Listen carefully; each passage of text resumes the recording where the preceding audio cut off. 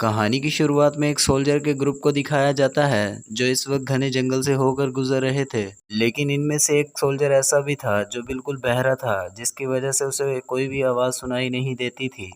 उनका साथी इशारा करके पीछे मुड़ने की बात करता है, जिसकी वजह से सभी लोग पीछे मुड़ जाते हैं। सभी लोग यहाँ पर रेस्ट करने के लिए रुकते हैं, जिसके पास एक बड़ा सा तालाब भी था। तभी बहरा सोल्जर अपने घोड़े को एक दरख्त के साथ बांध रहा था और तभी उसे पानी में एक सोने का सिक्का नजर आता है, जिसे देखते ही सोल्जर नदी के पास आता है और उसे लेकर अपने पास रख लेता है। लेकिन इनमें से किसी को भी पता नहीं था कि इस तालाब में एक सहरन फिश भी रहती है, जिसकी बॉडी हीरे जवाहरात से भरी हुई है। हम देखते हैं कि वो पानी के अंदर ही थी और इन्हीं को देख रही थी। तभी बहरे सोल्जर को पानी में हलचल महसूस होती है और वो जैसे ही पीछे देखता है उसे कुछ भी दिखाई नहीं देता। अभी हम देखते हैं कि सोल्जर के साथ कुछ और साथी भी आए हुए थे जो यहाँ पर कुछ ब्लैक मैजिक करने वाले थे। इसके दौरान हम देखते हैं कि सायरन फिश पानी से बाहर आ गई थी और जो कि एक अजीब तरीके से डांस भी करने लगी थी।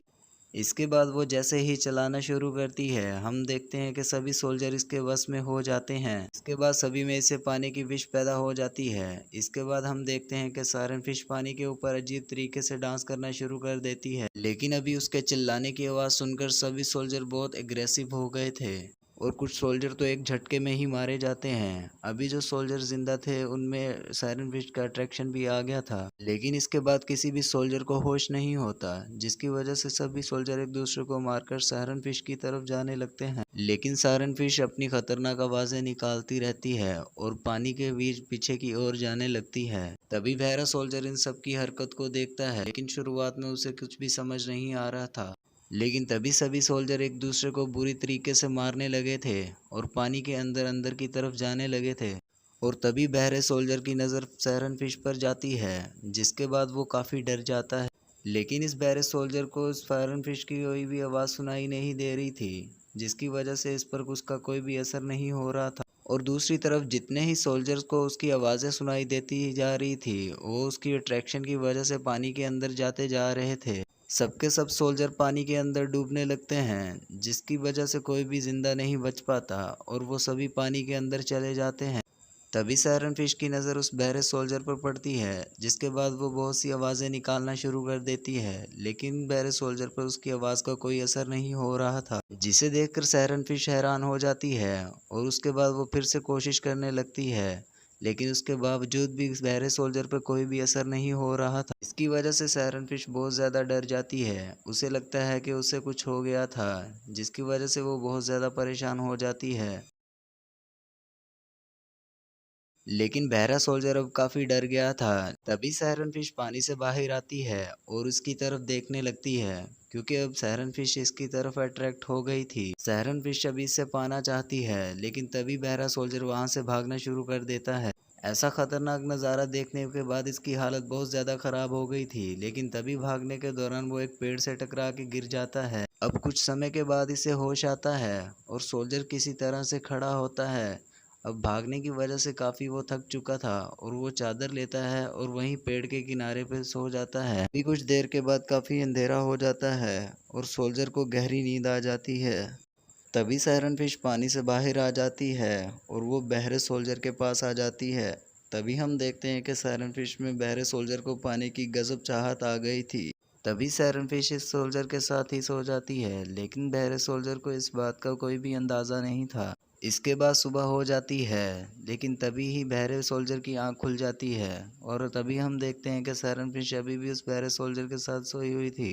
तभी सोल्जर को अपने ऊपर कोई चीज़ महसूस होती है और उसके बाद उसकी नज़र इस सायरन फिश के ऊपर जाती है और वो इसके हीरे जवाहरात देखने लगता है। तभी सायरन फिश की आंख खुल जाती है और वो जैसे ही भागने की कोशिश करने लगती है तो बहरा सोल्जर उसे पकड़ने की कोशिश करता है, जिसकी वजह से सोल्जर के हाथ में कुछ हीरे फंस जाते हैं, जिसकी वजह से इसे पता चलता है कि सायरन फिश की पूरी बॉडी पर हीरे जवाहरात हैं। जिसे देख सोल्जर काफ़ी हैरान हो जाता है, जिसकी वजह से अब इसके अंदर इसे पाने की लालच आ जाती है। इसके बाद सोल्जर इस सायरन फिश का पीछा करने लगता है जो पानी के बीच भाग रही थी।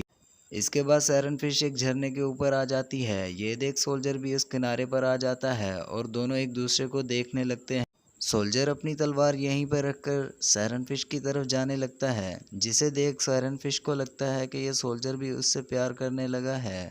इसके बाद सायरन फिश मदहोशी में डांस करने लगती है और फिर फ़ौरन से इसके सोल्जर के पास आ जाती है। तभी सोल्जर ऐसी एक्टिंग करता है कि जैसे उससे भी इससे प्यार हो गया था, लेकिन तभी हम देखते हैं कि सोल्जर को इस बात से कोई भी मतलब नहीं था। वो सिर्फ इसकी बॉडी पर लगे हीरे जवाहरात को पाना चाहता है। तभी ये दोनों एक दूसरे को किस करने लगते हैं, लेकिन सायरन फिश के होंठों के ऊपर भी हीरे जवाहरात लगे हुए थे, जिसकी वजह से सोल्जर किस नहीं कर पाता। सायरन फिश खुद को नहीं रोक पाती और फिर वो ऐसे ही इसको किस करने लगती है, जिसकी वजह से सोल्जर का होंठ बुरी तरह से जख्मी हो जाता है और उसे खून भी आने लगता है। लेकिन वो ऐसा होने देता है और वो किनारे पर उसे लाकर एक झटके में ही बेहोश कर देता है। इसी तरह से सोल्जर अपने टेंशन में कामयाब हो जाता है और वो सायरन फिश की सारी बॉडी से हीरे जवाहरात निकाल लेता है, जिसकी वजह से सायरन फिश की पूरी बॉडी बुरी तरह से जख्मी हो चुकी थी। इसके बाद सोल्जर इसकी बॉडी को पानी में फेंक देता है। इसके बाद हम देखते हैं कि सायरन फिश की बॉडी नदी में तैरने लगी थी और उसकी बॉडी का सारा ब्लड पानी में फैलने लगा था। इसके बाद सोल्जर सभी हीरे जवाहरात को एक जगह पर इकट्ठे करके ले जाने की कोशिश करता है और तभी हम देखते हैं कि सायरन फिश की बॉडी पानी के अंदर आ चुकी थी और पानी के बीच नीचे की ओर चले जाती है, जिसकी वजह से चारों तरफ खून ही खून फैल जाता है। लेकिन यहाँ पर जो कुछ हो रहा था, सोल्जर को इस बात से कोई भी अंदाज़ा नहीं था। इसके पास जो ख़जाना था वो काफ़ी ही वज़नी था, जिसे लेकर जाने में इसे काफ़ी मुश्किल महसूस हो रही थी और इसी दौरान वो आगे बढ़ते हुए काफ़ी था, जिसके बाद उसे अपने सामने एक नदी दिखाई देती है और इसके बाद वो नदी के किनारे पर पानी पीने आ जाता है। जैसे ही वो पानी पीने लगता है तो सायरन फिश की बॉडी का ब्लड यहाँ पर भी आ जाता है और सोल्जर इसके साथ ही पानी को पी लेता है। इसके बाद जब इसका इस बात पे ध्यान जाता है, इसके बाद इसकी काफ़ी हालत ख़राब हो जाती है और फिर वो काफ़ी डर जाता है। जिसके बाद इसे वो सब आवाज़ें सुनाई देने लगती हैं, जो कि सायरन फिश के ब्लड की वजह से हुआ था। इसके बाद सोल्जर काफ़ी परेशान हो जाता है और फिर वो पागलों की तरह बिहेव करने लगता है, क्योंकि उसे कुछ भी समझ नहीं आ रहा था। इसके बाद सोल्जर शांत हो जाता है और इसके बाद वो जैसे ही जहाँ से जाने लगता है, सायरन फिश पानी से बाहर आ जाती है। जब इसे अपनी बॉडी के सारे हीरे जवाहरात गायब हुए नज़र आते हैं तो तब वो काफ़ी परेशान हो जाती है। इसके बाद वो काफ़ी उदास हो जाती है, क्योंकि वो समझ चुकी थी कि सोल्जर के दिल में इसके लिए प्यार तो बल्कि वो तो सिर्फ इसके हीरे जवाहरात के ऊपर मरता था। तभी इसकी नज़र उस सोल्जर के ऊपर पड़ती है और अब सायरन फिश आवाज़ निकालने लगती है, जिसकी वजह से सोल्जर बहुत पागल होने लगता है, क्योंकि अभी से वो सभी आवाज़ें सुनाई देने लगती हैं। जिसके बाद वो अपने आप को नहीं रोक पाता और पानी के अंदर जाने लगता है। सायरन फिश धोखे की वजह से ज़ोर ज़ोर से चिल्लाने लगती है, जिसकी वजह से सोल्जर का मेंटल तवाज़ुन बहुत ख़राब होने लगता है। लेकिन अब सोल्जर कुछ भी नहीं कर सकता था, क्योंकि अब वो भी इसके वश में आ चुका था। इसके बाद सायरन फिश इसको भी पानी के अंदर ले जाने लगती है और अंत में ये सोल्जर भी इस पानी के अंदर गहराइयों में चला जाता है, जिसके बाद सोल्जर अपनी लालच की वजह से मारा जाता है। सायरन फिश अपनी हालत को देखकर काफ़ी दुखी हो गई थी, जबकि सोल्जर भी अब उसी जगह पर आ चुका था जहां पर इसके बाकी दोस्त मरे पड़े थे। ये कहानी इसी के साथ एंड हो जाती है।